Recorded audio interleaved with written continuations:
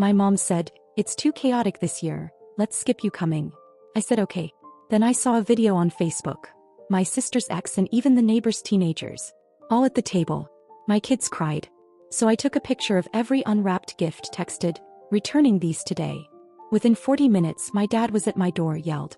I opened and, "It's one thing not to be invited. It's another to find out everyone else was. Not just my sister. Not just her ex-boyfriend who used to make my mom cry. Not just the neighbors or the girl next door who once accidentally hit my dad's car with a basketball and wasn't allowed in our driveway for 2 years. No, everyone. Except me. And my kids. That's what hit the hardest. My mom had called it too chaotic this year. She said maybe we'd skip it. Next year, she added, like it was some logistical adjustment. I said okay, and she hung up like she had just rescheduled a dentist appointment. My kids had already drawn birthday cards. My daughter made a paper crown with Queen Grandma written in glitter glue. My son picked out slippers with built-in foot massagers. They were excited. They always are.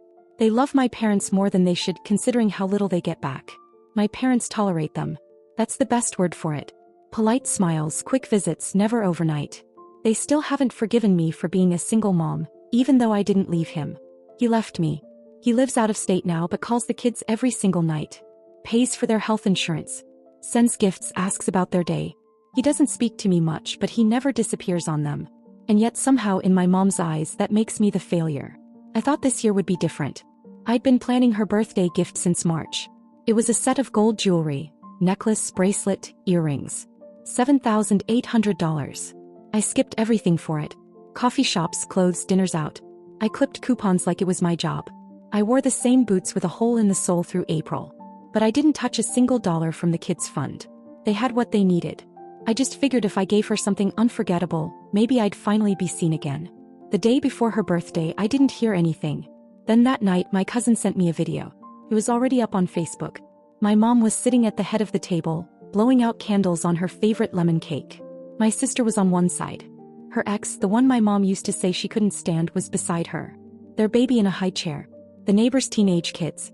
Even a coworker from mom's old job who I haven't seen in 10 years. Everyone but us. The table was set with the gold-rimmed plates she only uses when she wants to impress. Her best linens.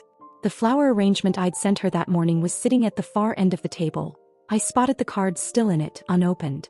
I didn't cry. I didn't even call her. I waited until the kids went to sleep, and then I took out every single gift we'd wrapped for her, for my dad, for my sister's baby. I unwrapped them. I laid them all out. I took a photo. Sent it to the family group chat. Texted, "Returning these today." 40 minutes later, my dad was pounding on my door. "Are you out of your mind?" he shouted. I opened the door. He stormed in without waiting. Looked at the unwrapped gifts like I'd smashed something holy. He didn't ask about the kids. Didn't ask how I found out. Didn't apologize. Just said, "You don't embarrass the family like this." I said, "You invited the whole neighborhood and left us out." His face didn't change. Just shrugged and said, "We needed things to be quiet this year. With your sister visiting." Then he walked out. No explanation. No defense. Nothing for the grandkids watching from the stairs. The next morning I drove to the jeweler and gave them back the gold set. I didn't even ask for the full refund. Told them to restock it. Something in me shut off that night. And it's not coming back. After I returned the jewelry, I thought maybe that would be the end of it. Maybe they'd just ice me out like usual, pretend I overreacted, move on like nothing happened. But that's not what happened. It started with silence. No calls. No texts. Not even from my sister. And then 2 days later, my mom posted a photo on Facebook. Her and my sister, arms around each other on the porch, holding coffee mugs like it was some perfect morning in a perfect world. Caption said, "So grateful to have my baby home for a while." That caught my attention. My sister lives on the other side of the country. Supposedly. Has some high-profile job in tech marketing or real estate or consulting. The story changes every time my parents brag about her. She's always in glossy airports or minimalist apartments with candles burning in the background. But in the photo she was wearing the same hoodie I saw her wear in the birthday video. Hair pulled back. No makeup. Tired. I didn't think too much about it until I got a call from Aunt Lila. She never calls unless someone's dying or drunk. She asked if I knew that my sister had been at my parents' house for over a month. Said she saw her at the grocery store a few towns over, using WIC vouchers. I didn't say anything. A week later it got confirmed. My mom let it slip during a call with Lila, who of course called me immediately after. Turns out my sister lost her job 6 months ago. Racked up debt trying to maintain the image. Sold her furniture before she flew home, and showed up with 2 suitcases and a very different story. My parents didn't tell anyone. They wanted it to look like she was just visiting. Still golden. Still successful. But now she's been living there. In the room that used to be mine. They're covering her car insurance. Paying her phone bill. Pretending like it's temporary. Meanwhile, I was still hearing nothing from them. No apologies. No explanation. That weekend I got a message from my dad. Short. Said, "Can we talk?" I didn't answer. 3 hours later, another one. This time from my mom. "Your sister's going through something. It's been very hard on all of us. We need to talk." I stared at that message for a long time. Not a word about what they did to my kids. Not a word about the dinner, the gifts, the screaming on my porch. Just a request. I ignored it. 3 days later, my sister texted me. Said she wanted to clear the air. I asked, "Why now?" She replied, "They think you might be willing to help." There was. Not sorry. Just desperate. I didn't answer my sister's text right away. I waited 2 days. Let her sit with it. She sent a follow-up. A voice note which I didn't open. Then another message. "I didn't know they weren't inviting you." I swear.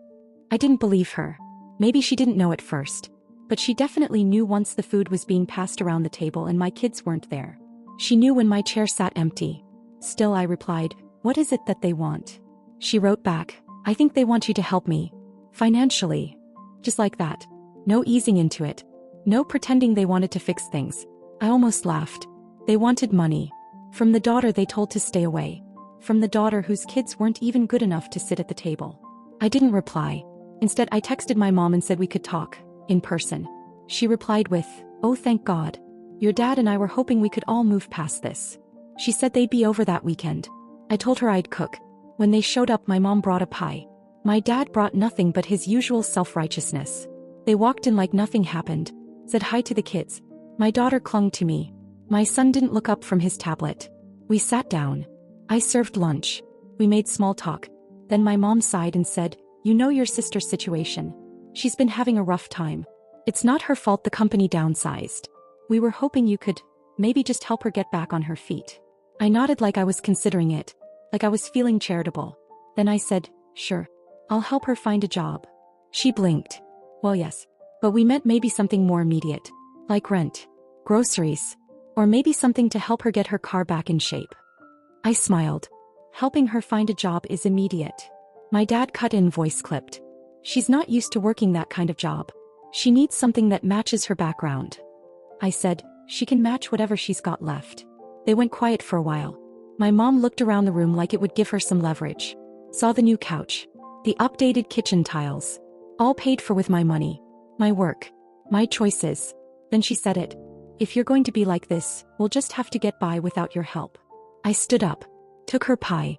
Set it gently in the trash. "Hey," I said. They left without another word. That night I emailed a friend who works in staffing. Told her I had a candidate with a college degree and some gaps in employment. Asked if she had anything. Customer service, admin, reception, retail. Didn't matter. Just something. My sister started the job 2 weeks later. Entry level. No remote options. I didn't tell my parents I had arranged it. They thought it was luck. Until the day my mom called and said, "You really aren't going to help us, are you?" I said, "You mean money?" She said, "Anything." I said, "No." 2 days later I got a letter. A real mailed letter. They said they were disowning me. Said I was cruel. That I had abandoned family when they needed me most. That's when I remembered the Lexus. They really thought I forgot about the car. A year and a half ago, when my dad's old truck finally died, he called me in a panic. Said he needed help, just short term. My husband and I weren't officially divorced yet, and he was feeling generous that month. Signed off on co-signing a loan so I could buy my dad a decent car. Something reliable. Something that wouldn't break down when my mom wanted to drive to her book club. We bought them a Lexus. But barely. Less than 20,000 miles, one owner. My dad cried when I handed him the keys. My mom told everyone I had finally done something right. They never made a single payment. And now, after everything, they were driving it around like it belonged to them. Like I wouldn't remember. So when the letter came saying I was disowned, I didn't cry. I laughed. Then I called the loan company. Turns out the Lexus was still in my name. Fully. I never transferred the title. My dad had never asked. I guess he figured I wouldn't. I didn't tell them right away. I waited until my mom posted a photo of my sister posing next to the car in the driveway, like she was about to drive off to brunch. I screenshotted the photo and sent it to my lawyer. 2 weeks later, my parents were served a repossession notice. I arranged it so they got it in front of the neighbors. That part wasn't planned, but it was satisfying. My mom called. First time in weeks. She screamed into the phone, asked how I could do this to them. I said, "You disowned me. The car goes with me." Then I hung up. What I didn't expect was what came next. A week after the car was picked up, my sister showed up at my door. Not angry. Not crying. With a suitcase. I asked what she was doing. She said, "I quit the job." I said, "And?" She looked me straight in the eye and said, "I want to stay here. With you. I want to start over." I laughed. I told her I had 2 kids and no spare room. She said, "I can sleep on the floor." That's when she told me something I didn't see coming. She was pregnant. And the father? Not her ex. Not anyone she wanted to name. My mom didn't know. My dad definitely didn't. She said, "They'll throw me out." I know it. I believed her. And for the first time in years, I saw my sister as something other than golden. I saw her scared. And that complicated everything. She stayed on the couch that night. No questions, no promises. I gave her a blanket, a pillow, and a towel. She didn't ask for more. My kids were confused. My daughter whispered, "Why is Auntie sleeping in the living room?" I just said she needed a place to rest. By the 3rd night, she was helping with homework and unloading the dishwasher. Not because I asked, she just did it. She didn't talk much, and when she did, it was mostly small things. Cravings, back pain, regrets. I didn't ask who the father was again. I didn't care. Then the show started. It began with my parents posting old photos of her from better days. Then came the long self-pitying posts. How they were grieving a daughter who turned away from them, and praying for healing in our broken family. They wrote like they were victims of a natural disaster. My mom even said something about how they had nothing left but each other. The best part? She included the Lexus in the list of what they'd lost. They started calling relatives, friends, even people from church. Spinning stories about me, how I'd changed, how I was influenced by bitterness. My aunt called and asked why I'd stolen the car. I sent her the title paperwork. Silence after that. But then the doorbell rang. It was my mom. She looked straight through me and said she was here to see her daughter. Not me. The real one. My sister was in the kitchen holding a bowl of cereal. When she heard the voice, she froze. She whispered, "Don't let her in." I didn't. My mom said, "You're making a mistake. This is family." I said, "You disowned me. You can't walk that back now." She left. The next day, my sister got a call. My dad, angry, said she betrayed them. Said she was ungrateful. Said she needed to come home, that they'd forgive her if she fixed things with me. She hung up and said, "They're not scared I left. They're scared I told you everything." I nodded. Then she said, "I want to keep the baby. But I can't do this alone." I didn't answer right away. Later that night, she sat on the edge of the couch and asked if I hated her. I said, "Not anymore. But I don't trust you yet." She said, "That's fair." He meant it. The next morning, I got an alert. A post from my mom. A blurry photo of her standing next to an old pickup truck in a dealership lot. Caption, "New beginnings." A family friend commented, "What happened to the Lexus?" My mom replied, "Ask Grace." So I did. I left a comment right underneath it. Sold it. Paid off the loan. Used the rest for my kids. I didn't get a reply. But she read it. I know she did. The Lexus sold fast. Low miles, clean title, solid interest. A man from 2 towns over paid in full and drove it off with a grin like he'd won something. I watched from my window, not smiling, not sad, just still. I used part of the money to finish off the loan. The rest went into savings, the kids' college fund, and a little side envelope I labeled whatever comes next. My sister was still on the couch. She got a part-time job working at a baby store. Minimum wage, folding onesies, stocking pacifiers, sweeping aisles. It wasn't glamorous, but she was never late. Not once. She stopped complaining. We didn't talk about the past.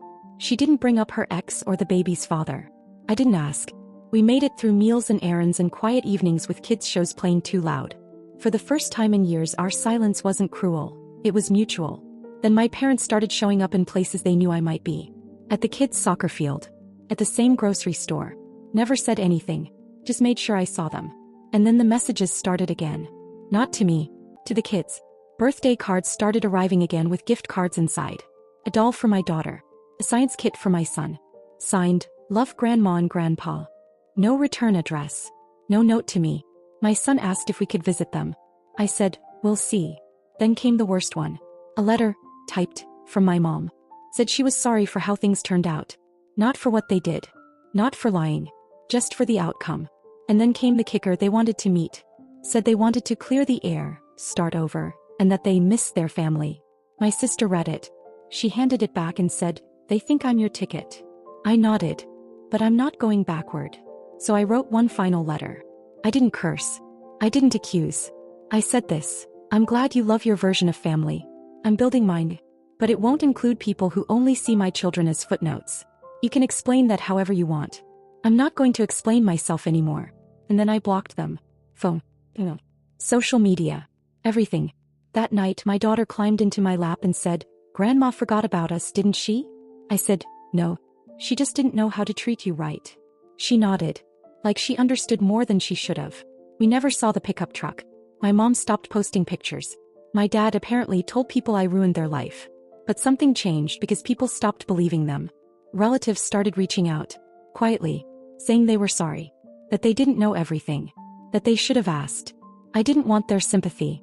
I just wanted peace. And that's exactly what I kept. No more doorbells. No more begging. No more performances. Just me, my kids, my sister, and a different kind of family. One that isn't built on shame. But one we built ourselves. It's been 2 weeks since I cut them off for good. I really thought that would be the end of it. I imagined peace, some quiet evenings, a routine. Nothing dramatic. But then last Wednesday I got a knock on the door around 9 p.m. It wasn't my parents. It was the wife of the man who bought the Lexus. She looked confused. Said she didn't mean to bother me but wanted to ask some questions. Apparently, a week after he drove it home he started getting notes on his windshield. At work, at the grocery store, even at his kids' school pickup. Things like, you don't deserve that car. That's not yours. This was a gift and you stole it. All unsigned. She asked me if anyone in my life might have a problem with the car being sold. I said, yes. But I don't think it'll happen again. He believed me. Then 2 days ago my sister got a call from an old friend. Someone she hadn't talked to in a year. Apparently our mom's been telling people she was lured away by me. That she was pregnant with some stranger's baby. And that I was manipulating her for revenge. Classic projection. That would have hurt maybe a month ago. But not now. Because the truth is, my sister's still here. Still working. Still pregnant. Still sleeping on the couch. And this morning she told me she's saving for a twin mattress. So she can move into the laundry room and give the kids back their living room. It's small but it's real. No one's pretending anymore. No one's performing. I don't know if my parents will ever stop spinning their version. I don't really care. Because the people who matter, they see it now. A few of them even apologized. Genuinely. Quietly. Like they finally realized how long this had been building. I don't know what's next. Maybe they'll try something else. Maybe they'll just disappear from our lives completely. But for now the air feels cleaner. My kids are laughing more. My sister's trying. And I'm not wasting energy hoping for people to love us the way we deserve. So thank you. To everyone who reached out. Everyone who followed this story, messaged support, or just read in silence. Thank you. I don't know if there will be any more updates. But if there are, I'll share them. Until then, we're okay. We really are.